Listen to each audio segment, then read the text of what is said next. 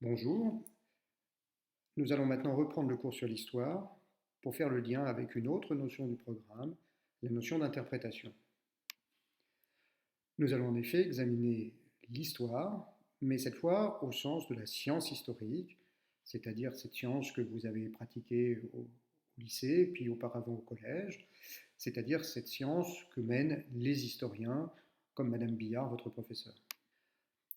En effet, nous allons voir, il s'agit bien d'une science, contrairement à ce que pensent beaucoup d'élèves qui confondent histoire et croyance, qui pensent que l'histoire telle qu'elle aurait racontée dans les salles de cours finalement dépend du professeur. On va le voir évidemment que la science n'est pas du tout de cet ordre-là, c'est un savoir scientifique fait avec rigueur et méthode. Ce qui va nous intéresser aujourd'hui, c'est de comprendre en quoi justement la science historique a une particularité singulière. On va le voir, qui la rattache au grand tronc de ce qu'on appelle les sciences humaines. Ce qui est intéressant justement, c'est de s'interroger sur cette idée de science. Comment se fait-il que peu de gens finalement se rendent compte que l'histoire est une science? On va le voir, c'est qu'il y a précisément au sein même de cette notion d'histoire quelque chose qui fait obstacle, une difficulté majeure que nous allons problématiser. L'histoire est pourtant bien une science, au sens où nous l'avons définie dans le cours sur la connaissance. Elle est tout d'abord une forme du savoir. Je vous rappelle que le savoir est une connaissance certaine, car prouvée et démontrée. Or, c'est bien ce que fait l'historien. L'historien est bien un scientifique. Il cherche l'objectivité, c'est-à-dire qu'il cherche à affirmer des choses qui ne sont prouvées et qui ne sont que prouvées et démontrées. Il est à la recherche d'une vérité concernant les idées qu'il énonce. Alors cette objectivité scientifique, l'historien réussit à l'acquérir d'une part par un travail de méthode, un travail sur ce qu'on appelle les sources. Un historien, c'est quelqu'un qui affirme parce qu'il a réuni des preuves suffisamment sérieuses pour pouvoir affirmer ce qu'il affirme. Les preuves de l'historien sont soit des documents historiques qu'il a retrouvés dans des archives, soit des témoignages qu'il a collectés, soit encore des ressources archéologiques, autant d'objets sur lesquels il va appuyer son raisonnement pour montrer et démontrer ce qu'il prétend enseigner. Mais ce n'est pas tout, on l'a vu, l'historien, à la recherche de l'objectivité, procède aussi par un travail critique, il compare ses sources, il utilise tous les moyens à sa disposition pour en vérifier l'authenticité.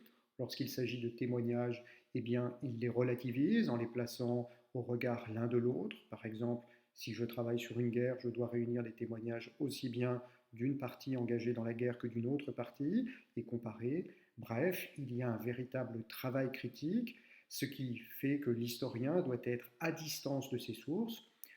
Une question importante d'ailleurs qui est celle de savoir s'il peut y avoir une histoire de l'immédiateté. Est-ce qu'il ne faut pas qu'il y ait toujours en quelque sorte un recul de l'historien par rapport aux événements dont il parle pour pouvoir justement établir ce travail critique. Madame Billard, avec qui nous nous entretenions hier lundi, posait cette question, peut-il y avoir une science du contemporain? Est-ce que finalement nous ne sommes pas, par exemple, tellement impliqués dans les événements qui nous arrivent qu'il est difficile de faire cette distance pour faire un travail d'objectivité historique? Donc parce que l'historien affirme en prouvant et démontré, il a bien effectivement le caractère d'un scientifique, en tout cas il rattache sa connaissance à la forme du savoir. De ce point de vue-là, l'histoire est bien une science. Mais ce qui caractérise la science, ce n'est pas simplement le fait de prouver et démontrer. La science cherche aussi à rendre compte des phénomènes. Elle pose la question du pourquoi. Par exemple, la science physique demande pourquoi est-ce que le corps chute, pourquoi est-ce que le corps a un poids, la biologie demande pourquoi est-ce que tel organisme respire, etc., etc. Il y a dans la science une volonté de percer le réel et de comprendre pourquoi ce réel est tel qu'il est. Or, si la science cherche à rendre compte des phénomènes, on va le voir, la science historique se heurte à une difficulté majeure. Peut-on vraiment dire pourquoi, avec certitude, un événement se produit? Pour bien comprendre ce point, nous allons travailler à partir de l'exemple de la Révolution française. Qu'est-ce qui fait, par exemple, que la Révolution française, cet événement qui a secoué la France en gros entre 1789 et 1793, on va dire, pour fixer des limites assez vagues, pourquoi cette Révolution française s'est-elle produite? Les historiens semblent finalement émettre des avis contradictoires. Certains, effectivement, évoquent le déclenchement de la Révolution française comme dû à une famine qui avait lieu à Paris. D'autres disent que c'est finalement la faute de la démographie française. En effet, au cours du XVIIIe siècle, la démographie française est galopante, il y a de plus en plus de naissances, et finalement, c'est parce qu'il y a de plus en plus de naissances que les famines se produisent, plus de bouches à nourrir et une production qui stagne. Mais on peut aussi voir dans la Révolution française l'émergence d'un nouveau climat politique, avec l'émergence de nouvelles idées portées par les philosophes des Lumières, ou encore, on peut dire que ponctuellement, la Révolution française éclate un 14 juillet 1789 parce qu'il y a un embastillement, c'est-à-dire que le roi prend une fois encore l'ordre, donne l'ordre plutôt de mettre de façon inconsidérée des Parisiens en prison sans motif valable, juste par décision du roi. En fait, on voit bien que finalement, toutes ces raisons qui sont fournies par les historiens semblent a priori valables, mais du coup, la question se pose, peut-on vraiment dire pourquoi la Révolution française s'est produite si finalement tous ces phénomènes peuvent permettre de comprendre ce qui s'est véritablement passé? On est même livré à une confusion puisque finalement toutes ces raisons qui sont ici produites sont exactes, mais du coup il semble difficile de trouver une raison ultime qui explique véritablement pourquoi la Révolution française s'est produite. Dès lors, peut-on dire que la science historique n'est pas une vraie science, qu'elle n'arrive pas à percer le pourquoi des événements? Ce n'est évidemment par comparaison pas du tout la même chose quand on parle de physique ou quand on parle de biologie. En physique, nous savons très bien qu'il y a une cause qui explique la chute des corps, c'est la pesanteur, ou en biologie, nous connaissons par exemple quelle est la molécule ou la bactérie qui va provoquer telle maladie, et ça ne peut pas en être une autre. On le voit bien, il y a ici un caractère particulier à la science historique, il y a, semble-t-il, un flottement, et c'est pour ça qu'autant de gens ont du mal à comprendre qu'il s'agisse d'une science. Ils ont l'impression que parce que finalement des modèles différents sont proposés à partir d'un événement, alors cela voudrait dire que l'historien n'est pas sûr de ce qu'il raconte. C'est donc paradoxal. D'un côté, l'historien démontre et prouve en apportant des preuves et des documents. Par exemple, sur la Révolution française, tout historien qui travaille sur cette période est à la recherche d'archives, va chercher des témoignages de sans-culottes, de nobles. Nous avons de nombreux romans qui parlent de cette période. Donc nous avons bien des preuves, des dates et des démonstrations concernant cette période de la Révolution française. Pourtant, les historiens ne semblent pas d'accord sur les raisons qui ont poussé à l'éclatement de cette Révolution française. Est-ce que ça veut dire que l'histoire n'est pas une science fiable? Est-ce que ça veut dire qu'il y a fondamentalement quelque chose qui ne va pas avec l'histoire? C'est ce que nous allons essayer de comprendre maintenant. En réalité, pour comprendre cette difficulté, il faut bien voir que, si on reprend notre exemple de la Révolution française, la difficulté n'est pas tellement liée à l'histoire elle-même, ou en tout cas à la science historique, mais bien à ceux qui produisent l'histoire. La difficulté de la science historique n'est pas la difficulté liée à la science, mais bien à l'objet dont s'occupe l'histoire, et cet objet, ce sont les hommes qui font l'histoire. Je vous renvoie au cours précédent sur la nature de l'histoire. Je vous rappelle qu'il convient de distinguer entre l'histoire comme finalement la suite des événements que les hommes libres produisent par eux-mêmes, et d'un autre côté, l'histoire comme récit de ces différents événements. Nous sommes ici justement au cœur du choc entre ces deux formes de l'histoire comme récit, la science qui essaye de produire les historiens, va se trouver mis en difficulté par l'histoire au sens des événements qui sont produits par les hommes libres. Car, nous allons le voir, c'est précisément cette liberté des hommes qui engendre toutes les difficultés que nous rencontrons. En effet, si on prend l'exemple de la Révolution française, les hommes qui ont conduit cette Révolution française n'agissaient pas tous pour les mêmes raisons. On ne peut pas en effet dire qu'il y aurait, j'ai envie de dire, un seul motif qui aurait poussé tous les révolutionnaires à agir de la même façon, et on ne peut pas dire que tous les révolutionnaires se sont comportés exactement de la même façon. Chacun, on va le voir, a choisi finalement sa manière de faire la révolution parce qu'ils avaient tous, chacun, des idées distinctes. Pour bien comprendre les points qui vont suivre, il convient tout d'abord d'introduire une distinction philosophique, la différence entre ce que l'on appelle d'un côté la cause et de l'autre côté ce qu'on appelle la raison. Le plus simple pour comprendre cette distinction est une fois encore de prendre un exemple. Je vous rappelle que cet exemple ou cette distinction, vous pouvez la trouver dans le cours sur la liberté que je vous ai par ailleurs distribué. Si on prend donc l'exemple de la bouteille d'eau qui éclate au congélateur, j'ai pris une bouteille d'eau que j'ai fermée, je l'ai placée au congélateur. Malheureusement, quand j'ouvre quelques heures plus tard le congélateur, cette bouteille d'eau a éclaté. Pourquoi? Eh bien, dans cet exemple, il faut distinguer deux choses. D'un côté, la cause qui a fait éclater cette bouteille d'eau, cette cause, elle est physique, elle est clairement identifiable par la science physique, c'est simplement la dilatation de l'eau. On ne va pas rentrer dans les détails physiques du phénomène, mais en passant d'un état liquide à un état solide, l'eau a changé effectivement de volume, ce qui a exercé une pression sur les parois de la bouteille et la bouteille a éclaté. Ça, c'est la cause physique, elle relève de la nécessité physique. Je vous rappelle ce que l'on appelle la nécessité, il ne peut en être autrement. En effet, le passage de l'eau d'un stade liquide à un stade solide provoque nécessairement une augmentation du volume et donc la bouteille ne pouvait pas faire autre chose qu'éclater. Donc si on demande pourquoi la bouteille a éclaté, on peut répondre du fait d'une cause physique, la dilatation de l'eau. Mais à la question pourquoi la bouteille a-t-elle éclaté, on peut répondre aussi d'une autre façon, cette fois en évoquant la raison. La raison de la casse de cette bouteille, c'est simplement parce que je l'ai mise au congélateur. On voit là qu'on rentre dans un autre ordre de réflexion, puisque cette fois, ce n'est plus un travail sur les causes physiques, mais bien sur les raisons, c'est-à-dire sur l'action humaine qui a conduit à cette action, justement. Et puisqu'il s'agit précisément d'une action humaine, cette action humaine relevait de la liberté humaine. En effet, j'aurais très bien pu ne pas placer cette bouteille dans le congélateur. D'ailleurs, probablement qu'on m'en fera le reproche si on trouve cette bouteille brisée. Pourquoi as-tu mis cette bouteille au congélateur? Et donc, cette action relève de la liberté humaine. Donc, cette fois, nous ne sommes plus dans l'ordre de la nécessité, mais bien de ce qu'on appelle la contingence. J'aurais pu le faire comme j'aurais pu ne pas le faire. Il y a donc deux manières différentes d'analyser le pourquoi de ce fait, de la bouteille qui éclate. D'un côté, une analyse physique par les causes nécessaires, de l'autre, une analyse par les raisons humaines qui, là, cette fois, mettent au jour une forme de contingence.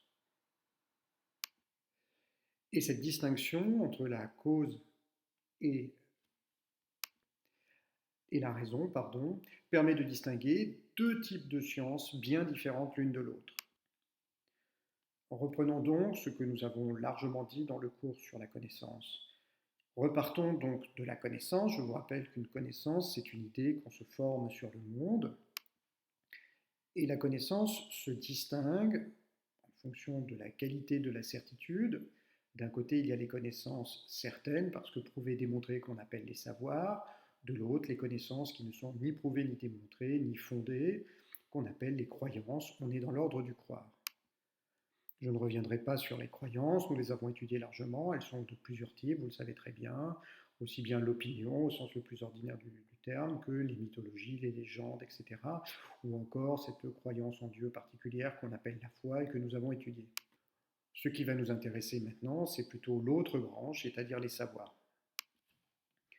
Une grande partie des savoirs, nous allons l'étudier très prochainement, c'est ce qu'on appelle les savoir-faire, ou techniques, on le verra, elles sont nombreuses et elles occupent une grande partie de justement l'édifice des savoirs.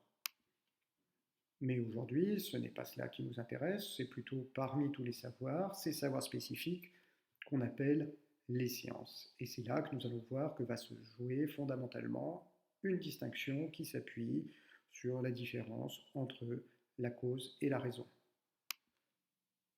En effet, dans ces sciences, nous trouvons tout d'abord des sciences que l'on appelle exactes. Pourquoi les caractérise-t-on d'exactes? Parce que précisément, elles sont capables d'établir des lois nécessaires. C'est-à-dire, elles sont capables de trouver une cause explicative des événements. Par exemple, ma physique, je le disais tout à l'heure, est capable de dire pourquoi le corps chute. Il chute à cause de la gravitation, c'est une loi nécessaire, il ne peut en être autrement. Si je lâche un objet, il va nécessairement être attiré par un corps plus grave ou plus lourd que lui. Il ne peut pas en être autrement. Si toutefois le corps ne tombait pas, c'est simplement qu'il n'y a pas de corps plus lourd à proximité. Le principe de gravitation est un principe nécessaire, il ne peut pas se produire autrement, et toutes les sciences que l'on caractérise comme sciences exactes fonctionnent sur ce principe des lois nécessaires. Il y a de nombreuses sciences exactes, par exemple la physique, la chimie, les mathématiques, mais on pense aussi à l'astronomie, la zoologie, la biologie, etc., etc. Ce sont l'ensemble de ce qu'on appelle les sciences exactes. Mais on trouve aussi une autre grande forme de science. Ce sont précisément ces sciences que cette fois l'on caractérise de molles, par opposition aux sciences exactes. Le terme de science molle est plutôt péjoratif, on lui préférera le qualificatif de sciences humaines. Alors, qu'est-ce que c'est que des sciences humaines? Eh bien, ce sont des sciences dans lesquelles précisément il n'est pas possible d'établir des lois nécessaires parce qu'elles relèvent de la liberté humaine. Nous allons le voir, c'est par exemple le cas de l'histoire. On va voir s'il y a une difficulté précisément à établir avec certitude les raisons pour lesquelles un événement s'est produit, c'est parce que cet événement s'est produit au nom de la liberté humaine, et ce qui pose des difficultés pour l'historien. Mais l'histoire n'est pas la seule science humaine, il y en a de nombreuses, celles qu'on enseigne dans les facultés de sciences humaines. J'en donne ici quelques exemples, la psychologie, la sociologie, l'anthropologie, etc., etc. Toutes ces sciences, parce qu'elles ont affaire à un objet particulier qui est l'être humain doué de liberté, dès lors, même si leur méthode cherche à être aussi objective que celle des sciences exactes, ces sciences se heurtent fondamentalement à l'absence de nécessité parce que justement, elles travaillent avec un objet, l'être humain, qui lui relève de la liberté et donc de la contingence. Quand on pratique les sciences humaines, ça veut dire qu'on pratique une science, il est bien question toujours du caractère rigoureux du scientifique, de démonstration, mais les sciences humaines doivent nécessairement ménager une part pour la liberté humaine. Je vais prendre un exemple que vous connaissez bien, une science très précise, la sociologie.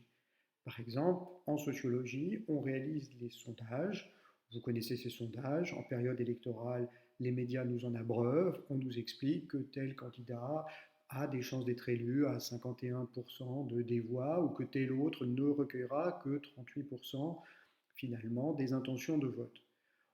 À entendre ces chiffres, on se dit qu'on a affaire à une science sérieuse, solide. Cependant, beaucoup de gens dans le même temps disent ah oui, mais les sondages, ce n'est pas très sérieux, ce n'est jamais tout à fait la réalité de ce qui se produit. On est là typiquement dans la complexité de ce qu'on appelle les sciences humaines.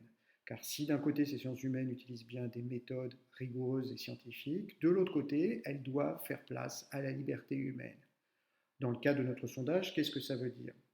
Ça veut dire tout simplement qu'au moment où un sondage a lieu, le sondeur, le sociologue, utilise une méthode de calcul qui lui permet, à partir d'un sondage à un moment donné, d'extrapoler sur ce qui va se passer au moment du vote.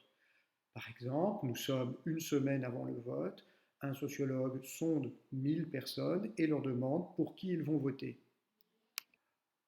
Le sociologue obtient des résultats qui lui permettent de dire que le candidat A, par exemple, va obtenir 52% des voix, tandis que le candidat B va obtenir 48% des voix. Ces résultats sont vrais, sûrs et démontrés, puisqu'ils s'appuient sur les intentions de vote des gens qui ont été sondés. Oui, mais ils ne sont valables qu'au moment où le sondage a lieu. Et donc, l'erreur, ce serait de dire, parce qu'au moment où le sondage a lieu, les gens ont choisi le candidat A, il serait faux de dire que ce sera vrai une semaine plus tard quand le vote aura vraiment lieu. Pourquoi? Précisément parce qu'entre le moment du sondage et le moment du vote, eh bien, les individus vont continuer à réfléchir, vont continuer à user de leur liberté et donc vont peut-être précisément changer leur avis. Ce qui fait que le jour du vote, finalement, le candidat A n'obtiendra peut-être pas 52% des voix, mais peut-être un peu moins, peut-être un peu plus. Précisément, le fait de publier le sondage peut d'ailleurs avoir une influence sur le vote, puisque si les gens qui lisent le sondage se rendent compte que le candidat A a toutes les chances de gagner, ils peuvent très bien se dire alors je ne vote plus pour lui parce qu'il va gagner, ou inversement, ils peuvent se dire ah bah finalement, puisqu'il va gagner, je dois l'aider à gagner, et donc ils vont faire monter les chiffres de ce candidat. Autrement dit, ce n'est pas le sondage qui est faux, ce sont les individus qui, au nom de leur liberté, changent d'avis entre le moment où ils se sont prononcés devant le sondeur et le moment où ils vont voter réellement. Le sondage est donc un outil solide et sérieux scientifique, donc, mais il doit faire place à un certain pourcentage de liberté humaine. Entre le moment où le sondage est fait et le moment où le vote a lieu, les gens vont changer d'avis, se décider, et finalement, il faudrait reproduire à chaque instant les sondages jusqu'au dernier moment du vote pour être sûr du résultat. Si maintenant nous quittons la sociologie pour revenir sur notre exemple, qui était celui de la Révolution française, on voit que c'est tout à fait le même problème. À la question qu'est-ce qui a déclenché la Révolution, différentes réponses sont tout à fait concevables.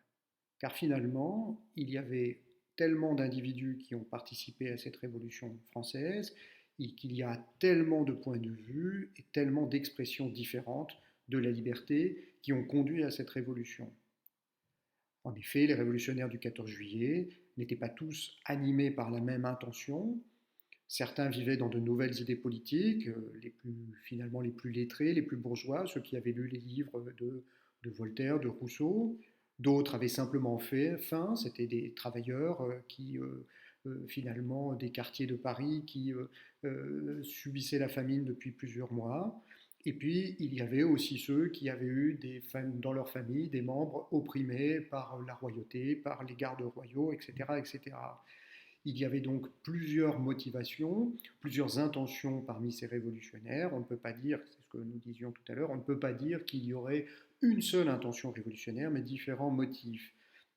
Et c'est pourquoi finalement les différentes lectures que propose l'historien, en disant que l'origine de la Révolution française ou la raison de la Révolution française, c'est soit des questions politiques, soit des questions de famille, soit des questions de démographie, soit des questions, par exemple, d'autorité royale.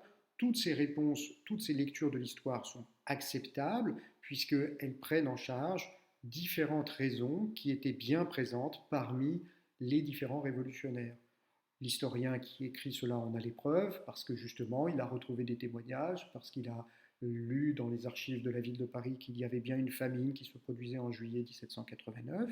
Il a des preuves, mais il a des preuves qui montrent que justement tous les révolutionnaires n'ont pas agi de la même façon.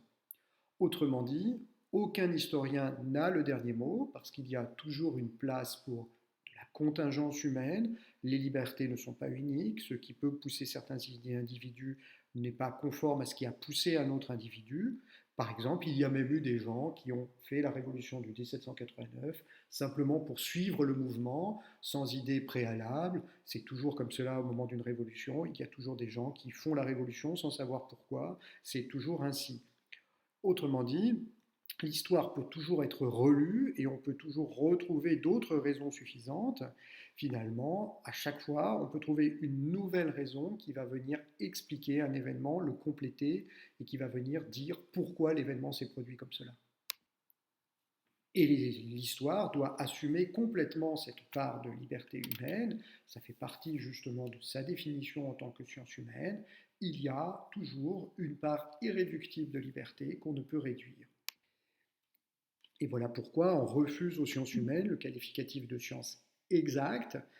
L'exactitude, c'est quand finalement il n'y a pas de marge de flottement. Par exemple, dire l'heure exacte, c'est midi, ça veut dire que l'aiguille est parfaitement ajustée sur le chiffre 12.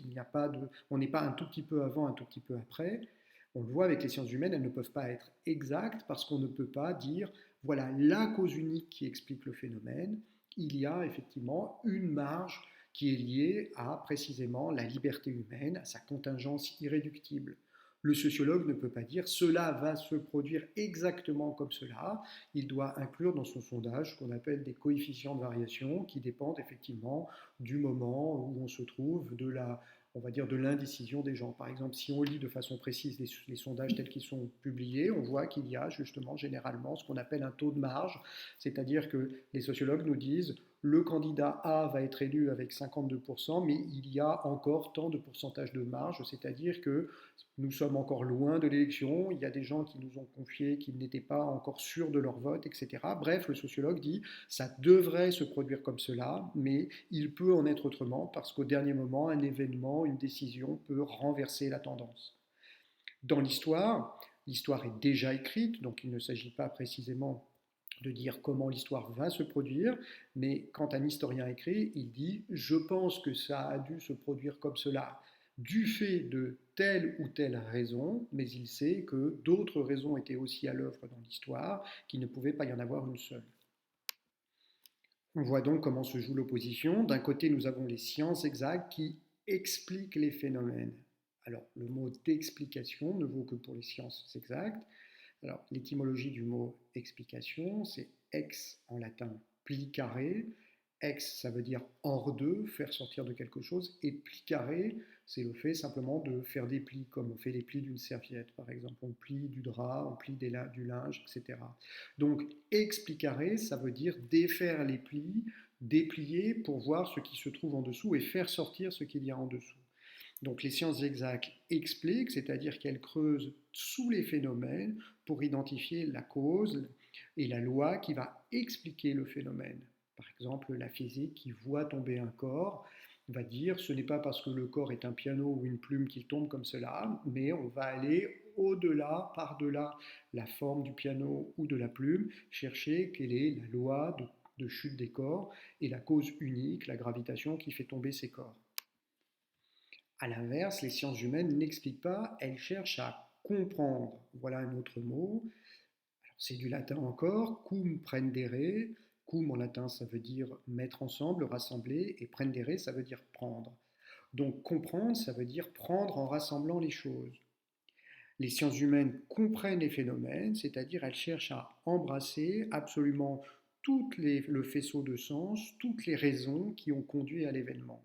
Mais parce que précisément il y a, on l'a dit tout à l'heure, une marge liée à la contingence humaine, justement les sciences humaines doivent chercher à rassembler, à réunir cette marge, à tenir ensemble des raisons distinctes pour essayer justement de rendre compte du phénomène. Par exemple, l'histoire, les différents historiens vont chercher tous ensemble à rassembler toutes les raisons qui peuvent expliquer la Révolution française pour au final comprendre pourquoi cette révolution a eu lieu.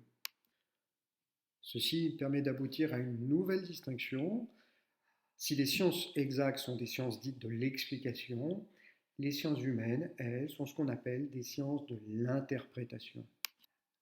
Cette distinction fondamentale a été établie par le philosophe Dilthey, né en 1803 et mort en 1911, la différence entre expliquer et comprendre, entre sciences exactes et sciences dites de l'interprétation.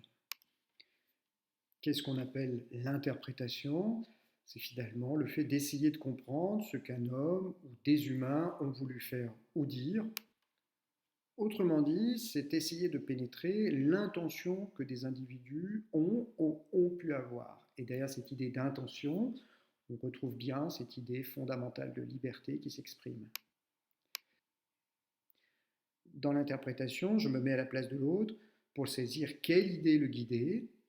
C'est donc un travail qu'on appellerait d'intersubjectivité, c'est-à-dire j'essaye de penser comme l'autre, à sa place, en lieu et place de l'autre. J'essaye de saisir ce qui le motivait, ce qui faisait effectivement qu'il avait l'intention d'agir de telle ou telle façon. Par exemple, mon sociologue essaye de comprendre comment la personne va voter, l'historien essaye de comprendre pourquoi tel ou tel a fait la Révolution française. Attention, cette idée d'interprétation ne veut pas dire que celui qui interprète fait les choses au hasard. Celui qui interprète, au contraire, s'appuie toujours sur des faits objectifs. Le travail d'interprétation est un travail que mènent des scientifiques, je vous le rappelle. Ainsi, par exemple, l'historien s'appuie sur les données objectives, les témoignages, les archives, les documents, tout ce qu'il a pu recueillir. Le sociologue, lui, s'appuie sur des données chiffrées. Il a des instruments de calcul précis qui lui permettent de savoir justement quelles sont des tendances. Ou si je prends un exemple non plus dans le domaine scientifique, mais d'une autre forme d'interprétation, c'est par exemple l'interprétation musicale.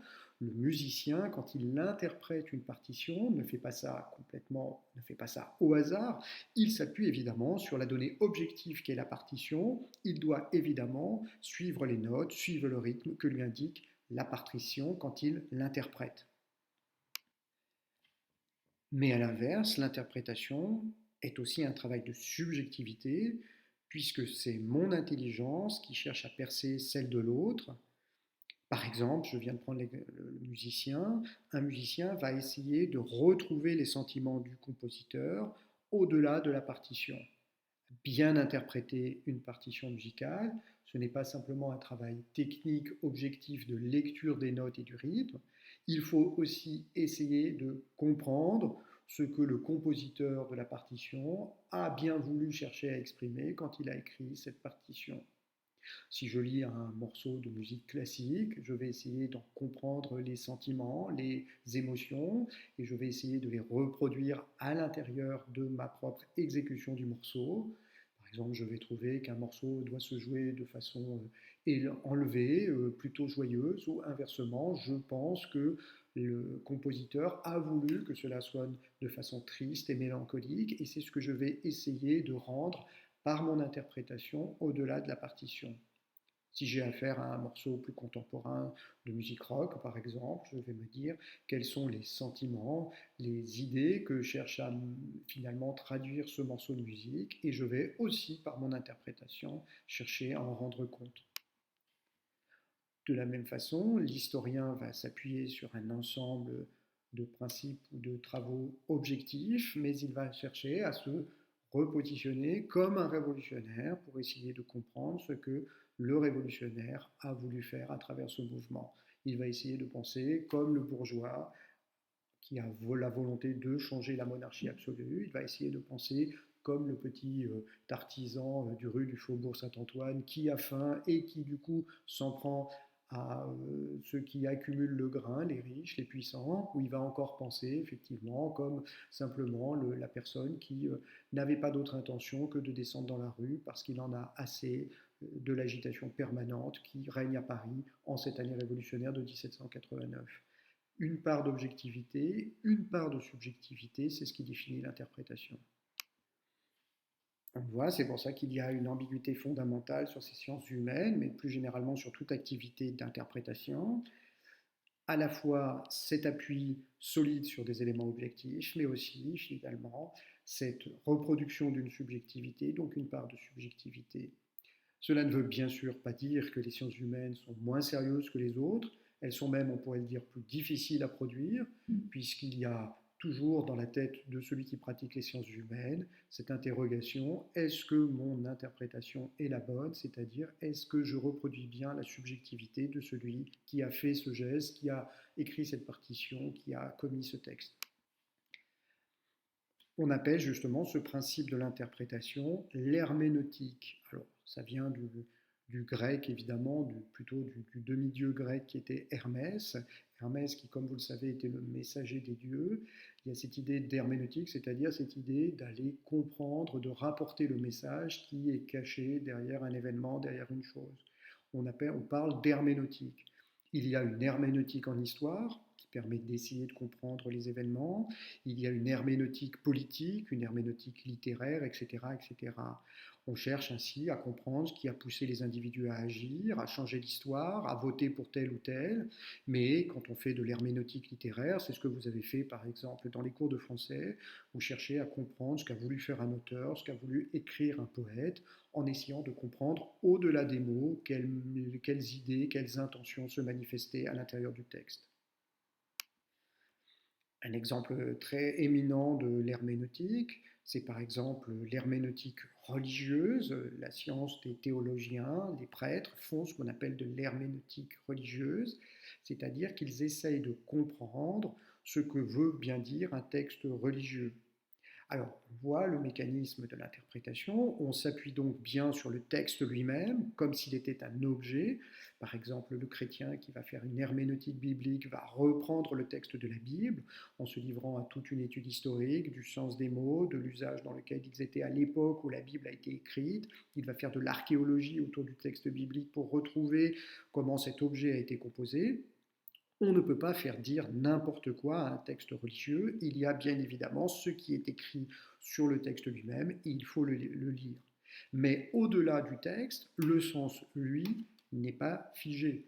Il y a justement l'idée qu'il faut essayer de reproduire l'intention de celui qui a écrit le texte. Autrement dit, L'herméneutique religieuse cherche à retrouver les intentions de foi de celui qui a écrit la Bible ou de ceux qui ont écrit les textes sacrés il y a très longtemps. Je vous donne un exemple très récent d'herméneutique religieuse. Par exemple, en décembre 2017, une partie du credo chrétien a été complètement modifiée. C'est la fameuse prière chrétienne du Notre Père, ce qu'on appelle le Pater Noster. Il se trouve que la formule a été complètement modifiée. Jusqu'en 2017, les chrétiens, en priant, disaient, c'est une des parties du Notre Père, disait Dieu ne nous laisse pas entrer en tentation. Et par une réinterprétation, une nouvelle herméneutique des textes religieux, le Vatican a décidé en décembre 2017 que désormais la formule, qui à l'origine était une formule en hébreu, puis qui a été traduite en grec, puis en latin, donc de multiples fois transformée, la formule a été transformée, ce n'est plus ne nous laisse pas entrer en tentation, mais désormais et ne nous soumet pas à la tentation. Voilà la formule désormais qu'il convient de prononcer. Alors on le voit, il y a un changement ici qui est radical. Pourquoi? Parce qu'auparavant, quand on disait ne nous laisse pas entrer en tentation, pardon, je me trompe, je reprends. La formule originelle, c'était ne nous soumets pas à la tentation. Et désormais, c'est devenu ne nous laisse pas entrer en tentation. C'est un changement radical, puisque dans la première formule, celle qui était ancienne, on disait que c'était Dieu qui créait la tentation pour les hommes. Désormais, au contraire, on dit finalement que la formule, c'est Dieu qui peut nous empêcher de tomber dans la tentation. Autrement dit, d'un Dieu qui générait le péché, on est arrivé à l'idée d'un Dieu justement qui empêche l'homme de commettre le péché. C'est un changement profond. Comment est-il possible, me direz-vous? Comment se fait-il que la Bible donne naissance à une nouvelle lecture? Eh bien simplement parce que la Bible est un texte très très ancien qui, comme je vous le disais, a été traduit de nombreuses fois, de l'hébreu au grec, du grec au latin, et donc les formules originelles peuvent être relues, et en les relisant, on s'est rendu compte qu'il pouvait y avoir un autre sens que celui qu'on utilisait jusqu'à présent. C'est toute la difficulté des traductions. Est-on sûr qu'on traduit bien ce que finalement la première Bible voulait dire? Et vous voyez qu'ici, cette réflexion sur justement le texte biblique a conduit à en changer profondément le sens. En relisant sous un nouvel horizon la traduction biblique, on s'est dit, mais comment serait-il possible que finalement Dieu veuille nous donner de la tentation? Si Dieu est bon, il n'a pas envie de conduire les hommes à pécher, donc on a transformé la formule en disant il convient de lire la formule d'une nouvelle façon. Désormais, ce n'est plus Dieu qui veut nous faire pécher, c'est l'homme qui cherche à pécher et c'est Dieu qui peut l'en retenir. Donc ça semble étonnant, mais vous voyez que 24 siècles plus tard, on relit la Bible et on trouve un nouveau sens. Or précisément, c'est extrêmement important ce travail d'interprétation, notamment dans les religions, parce que c'est ce qui permet de maintenir le sens ouvert. Maintenir le sens du texte ouvert, c'est-à-dire ne pas s'arrêter à une seule traduction, mais comprendre que l'on peut interpréter le texte originel de différentes façons. L'herméneute, celui qui cherche à comprendre le texte religieux, va essayer de se dire qu'est-ce que le chrétien qui a écrit ce texte pensait vraiment, comment je peux essayer de le comprendre en m'appuyant sur ce qui est écrit dans la Bible. Mais pourquoi, me direz-vous, faut-il maintenir le sens ouvert des textes? Eh bien tout simplement parce qu'il faut avoir conscience qu'un texte comme un texte religieux est d'abord un texte qui a été transcrit par les hommes et que par conséquent ce texte a subi déjà de multiples interprétations. Il y a une part d'interprétation dans le texte religieux, même si on croit d'ailleurs à la révélation divine, car même si c'est Dieu qui, croit-on, le premier a donné le texte, ce texte a ensuite été retranscrit, retravaillé, retraduit, et dès lors qu'on traduit, précisément, on a déjà fait une forme d'interprétation, et donc si le texte religieux a déjà été traduit de multiples fois au cours de l'histoire, pour passer des premiers grecs des premiers hébreux aux premiers grecs au latin, puis des latins dans la langue française. On se doute qu'au cours de ces traductions et transcriptions successives, il y a eu des interprétations, et donc on peut se dire que finalement, ces différentes interprétations ne sont pas les bonnes, et qu'il faut peut-être encore aujourd'hui, justement, aller comprendre le sens profond du message qui se trouvait dans le texte sacré. Et même si l'on pense que, si on croit en Dieu très fortement et on pense que le texte a été rédigé directement de la main de Dieu, ce que pensent certains croyants, eh bien, on peut se dire aussi que le texte a été écrit par Dieu pour parler à toutes les générations, et dès lors, il est nécessaire de toute façon d'interpréter le texte religieux en fonction de l'époque à laquelle on vit. Même si le texte est un texte divin, si c'est notre croyance, il faut se dire à un moment donné que on ne peut pas lire au XXIe siècle, dans un siècle désormais semé d'ordinateurs, semé de smartphones, on ne peut pas lire le texte biblique ou le texte du Coran, ou le texte de la Torah de la même façon qu'on le lisait au Moyen Âge ou dans l'Antiquité. Il n'y avait pas dans l'Antiquité de téléphone portable. Dès lors, c'est le rôle des différents religieux que de dire ce que le texte biblique ou le texte musulman ou le texte des juifs avait à dire sur notre contexte. Donc, même si on pense que le texte est unique, il faut se dire qu'il nous demande à être réinterprété en fonction des époques, que c'est finalement à chaque époque d'essayer de se mettre dans la peau des premiers musulmans, des premiers juifs ou des premiers chrétiens, et de se dire qu'est-ce qu'ils auraient pensé en fonction de leur foi et en fonction du texte sacré de ce que nous faisons aujourd'hui. Que penser du smartphone au XXIe siècle en s'appuyant sur un texte qui date du IVe siècle avant Jésus-Christ ou du 7e siècle après Jésus-Christ? Il n'y a rien dans ces textes d'explicitement écrit à propos des objets de nouvelles technologies. Il faut donc réinterpréter en fonction de notre époque précisément ce que disent les textes. Précisément, c'est cette interprétation qui permet d'échapper à ce qu'on appelle l'intégrisme. L'intégrisme qui dit c'est écrit comme cela et ça ne peut pas être autrement, qui est un vrai contresens. Comment imaginer effectivement que Dieu n'ait pu donner qu'une seule fois dans le désert, sur le mont Sinaï, ou effectivement révéler une seule fois au prophète Mohammed un texte qui vaille pour toutes les générations? Comment s'imaginer qu'il y ait déjà dans le Coran ou dans la Bible des références à des objets de nouvelles technologies? Ça n'est pas possible. Il est bien évident que notre époque doit se servir des textes sacrés si elle le souhaite pour les croyants et réinterpréter finalement ces textes en fonction du contexte de notre époque. Les intégristes, inversement, disent ça doit être comme ça ne peut pas être autrement, et finalement ce qu'ils nous proposent, c'est de revivre dans les conditions de l'époque, c'est-à-dire finalement revivre au IVe siècle avant Jésus-Christ, revivre au 7e siècle après Jésus-Christ, ce qui semble peu concevable. C'est ce refus finalement de l'interprétation qui conduit l'intégrisme à devenir extrêmement violent, puisque finalement, comme leur compréhension du texte est complètement contraire à notre époque, ils ne peuvent vivre que dans une fracture avec notre époque, dans une rupture, en essayant de la transformer violemment. Bref, interpréter est une nécessité qui permet d'échapper à la violence et à l'intégrisme. Et ce sera tout pour aujourd'hui.